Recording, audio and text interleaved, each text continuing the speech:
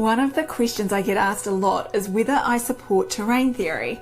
Like most doctors, I was trained to focus on germ theory. In fact, terrain theory was not something I recall ever being mentioned in medical school or on the hospital rounds when I first started practicing.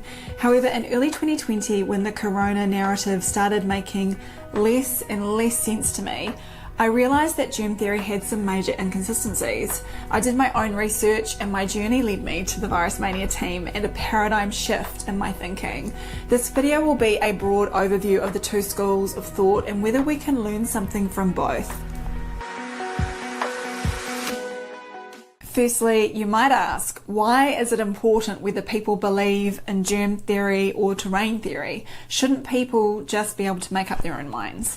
Definitely. On a philosophical and spiritual level, I'm completely at peace with that, and it's the best way to keep a healthy discussion going. However, as should have been apparent by the year 2020, germ theory has captured the minds of much of the medical industry and policymakers, while terrain theory gets pushed to the side. In Virus Mania, we state that the pharmaceutical companies and top scientists rake in enormous sums of money by attacking germs, and the media boosts its audience ratings and circulations with sensationalized reporting. Individuals pay the highest price of all without getting what they deserve and need most to maintain health: enlightenment about the real causes and true necessities for prevention and cure of their illnesses. So what is germ theory and how did it come about? In the middle of the 19th century, there were incredible advances in hard sciences such as chemistry and physics, and it put the population under a spell with these new descriptions of very specific phenomena. Unfortunately, this thought pattern of specificity, that very particular chemical or physical phenomena have very specific causes, was simply transferred to the medical sciences. It seems that for many scientists, very little thought was given as to whether it was valid to apply these theories to a completely different field.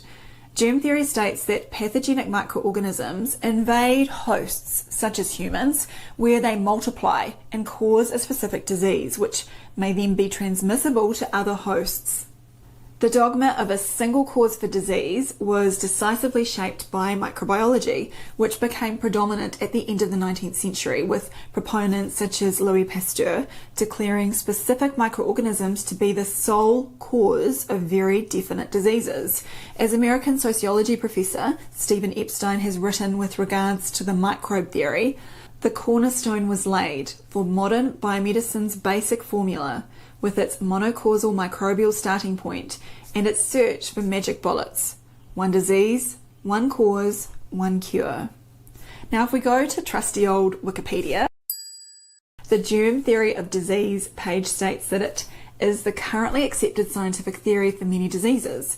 However, curiously, the page has no criticism section, but at the bottom of the page there is a link to Wikipedia's germ theory denialism page. Well, as we know, the term denialism usually means someone probably doesn't want you looking into this. Amusingly, on the germ theory page, they include Koch's postulates as evidence, but this is quickly followed by the excuses that you don't really need to fulfill the postulates to satisfy germ theory. I guess that's when the attempts to infect healthy hosts or demonstrate transmissibility of diseases completely failed, or when many of Pasteur's experiments were later found to be fraudulent. Anyway, the debate about whether germ theory is a satisfactory explanation for disease has been going on for quite some time. The following piece by Professor H.C. Bastian appeared in the British Medical Journal in 1875, where he raised his concerns about the rising acceptance of germ theory. Keep in mind that this was written over 130 years ago, so the science was at a much earlier stage. However, there was already enough knowledge for Bastian to point out that the alleged causes of disease, microorganisms, may be actually introduced into the blood vessels of lower animals by thousands without producing any deleterious effects in a large proportion of the cases. Bacteria, if not actually to be found within the blood vessels of healthy persons, do nevertheless habitually exist in so many parts of the body in every human being, and in so many of the lower animals, as to make it almost inconceivable that these organisms can be causes of disease. Bacteria are the creatures of circumstance and modifiable to an extraordinary degree. The last position is even admitted by Professors Sanderson and Lister. The former acknowledges that they are the lowest organisms and that they are much more under the influence of the conditions under which they originate and are developed than organisms of any other class. In his paper, you'll note that Bastian never denies the association of bacteria in diseased tissue. However, he states that this condition does not come about by bacteria invading healthy tissue and causing disease. On the contrary, the tissue is already unhealthy and the changed conditions allow the bacteria to take the upper hand, but they certainly don't instigate the disease themselves. At the time of birth, we can see that the germ theory already runs into a bit of a problem. Just a few hours after arrival, all of a newborn baby's mucous membranes have already been colonized by bacteria, which perform important protective functions. Without these colonies of billions of germs, the infant, just like the adult, could not survive. But key proponents of germ theory, such as Louis Pasteur, believed that bacteria should not be found in a perfectly healthy body and that microbes floating through the air were responsible for diseases. Flaws in Pasteur's theories were shown long ago in the first half of the 20th century by experiments in which animals were kept completely germ-free. Their birth even took place by caesarean section, and then they were locked in microbe-free cages and given sterile food. After a few days, all the animals were dead. So we have a situation where billions of microbes are inside us and all over us and have been proven to be essential for life. A team led by Jeremy Nicholson remarked in 2004 that humans can be considered superorganisms with an internal ecosystem of diverse symbiotic microbiota and parasites that have interactive metabolic processes. Additionally, our gut is estimated to contain around 1 kilogram or over 2 pounds of microorganisms.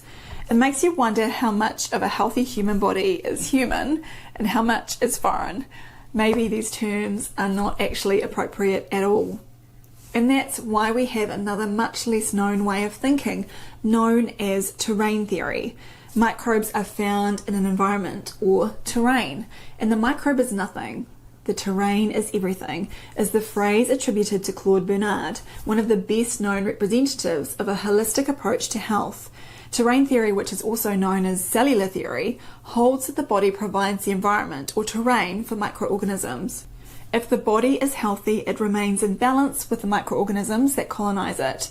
If the body is compromised, those same microorganisms respond to the environmental changes and cause what we know as disease, but they are not invasive or transmissible in the sense of germ theory. When I worked on the surgical wards, one of the most difficult things to treat were skin ulcers which formed due to compromised blood flow, particularly in the lower leg. Now, frequently they would become infected and we would take swabs of the tissue to see which bugs the lab could identify. Much of the time they would find Staphylococcus aureus and perhaps some antibiotic treatment would be prescribed. However, Staphylococcus aureus is found on the skin of many people, and most of the time it has no negative effects for them at all. The bacteria does not prey on healthy humans as such. It only becomes a problem when the person's terrain is already compromised. In the case of ulcers, the skin is dying, and the already present microbes detect the new conditions, change their function, and proliferate. As general practitioner Johann Leubner says, under close observation of disease progression, particularly in infected processes, damage to the organism occurs at the beginning of the disease, and only afterwards the bacterial activity begins. Everyone can observe this in himself. If we put dirt into a fresh wound, other bacteria appear as well.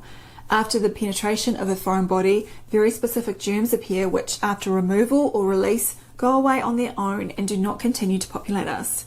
If we damage our respiratory mucous membranes through hypothermia, then those bacteria accordingly appear, which, depending on the hypothermia's acuteness and length and the affected individual's condition, can break down the affected cells and lead to expulsion, catarrh.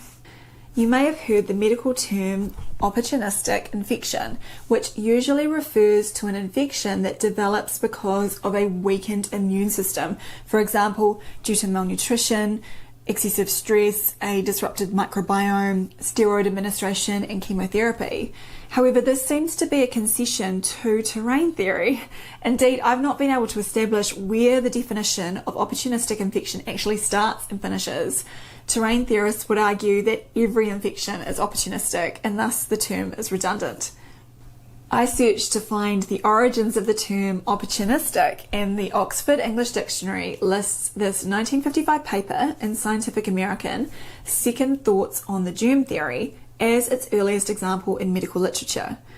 Microbiologist and humanist René Debow wrote, "Was it not possible, they argued, that bacteria were only the secondary cause of disease, opportunistic invaders of tissues already weakened by crumbling defences?"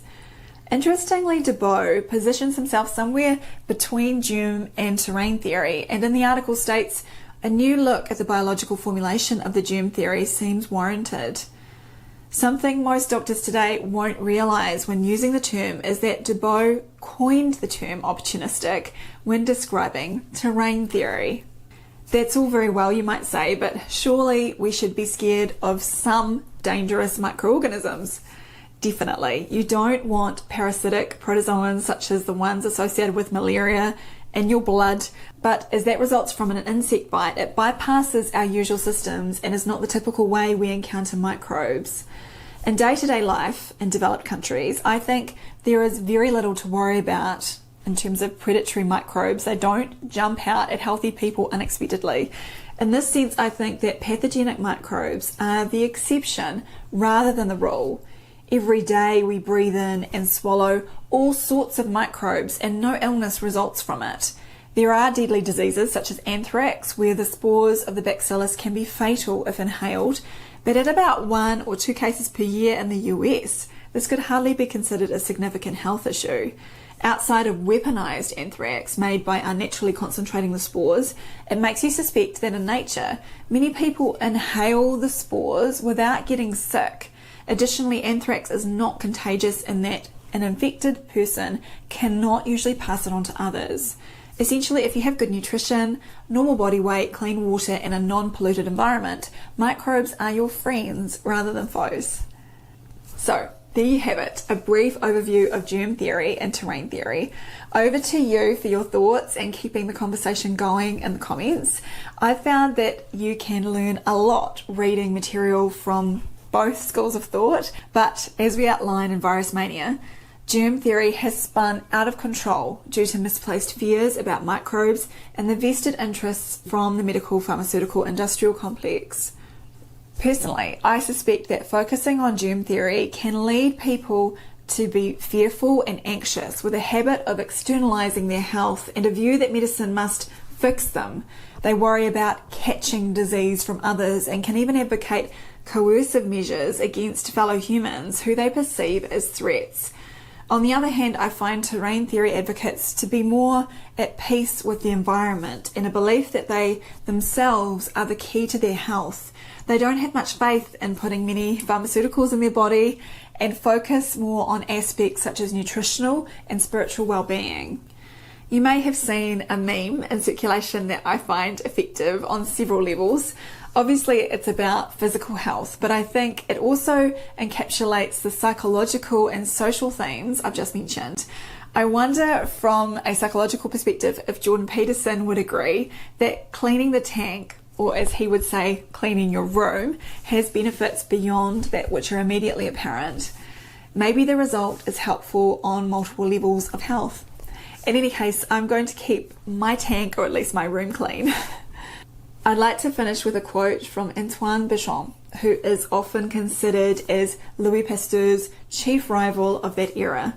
Unfortunately for Béchamp, his ideas and philosophy were not useful for political players in the nascent drug industry, so unlike Pasteur, he doesn't get a mention in most textbooks.